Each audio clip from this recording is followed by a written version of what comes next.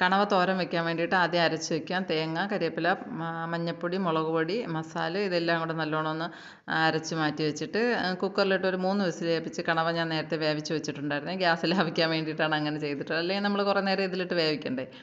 അപ്പോൾ എന്നിട്ട് ചട്ടി അടുപ്പത്ത് വെച്ചിട്ട് കടുക് വറുത്ത ശേഷം ഇഞ്ചിയും വെളുത്തുള്ളിയും കൂടെ ചതച്ച് വെച്ചിട്ടുണ്ടായിരുന്നു. അതും കൂടെ നല്ലോണം ഒന്ന് മൂപ്പിച്ചിട്ട് നേരത്തെ വേവിച്ച് വെച്ചിരുന്ന കണവ അതിലിട്ട് ഒരു 5 മിനിറ്റ് അല്പം ഉപ്പും കൂടെ ഒഴിച്ച് കൊടുത്തിട്ട് ഒരു 5 മിനിറ്റ് ഒന്ന് വീണ്ടും അടച്ച് വെച്ച് വേവിച്ചെടുക്കാം.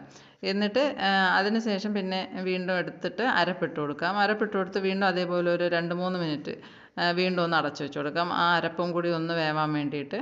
പിന്നെ അതിന് ശേഷം നല്ലോണം ഒന്ന് ഇളക്കി കൊടുക്കണം. ഈ അരപ്പും ഇഞ്ചിയും പച്ചമുളകും ഇതെല്ലാം കൂടെ ഒന്ന് മിക്സായി വരുന്നത് പോലെ നല്ല രീതിയിലൊന്ന് ഇളക്കി കൊടുത്തിട്ട് അതിൻ്റെ വെള്ളം എല്ലാം വറ്റി നല്ലതുപോലെ ആവണം. എന്നിട്ട് ഇളക്കി കൊടുത്തിട്ട് ഞാൻ ഒരു ഡെക്കറേഷനൊക്കെ ആയിക്കോട്ടെ എന്ന് വിചാരിച്ചിട്ടൊരു തണ്ടോടുകൂടി ഒരു കരിവേപ്പിലയും കൂടെ വെച്ച് കൊടുത്തിട്ടുണ്ടേ.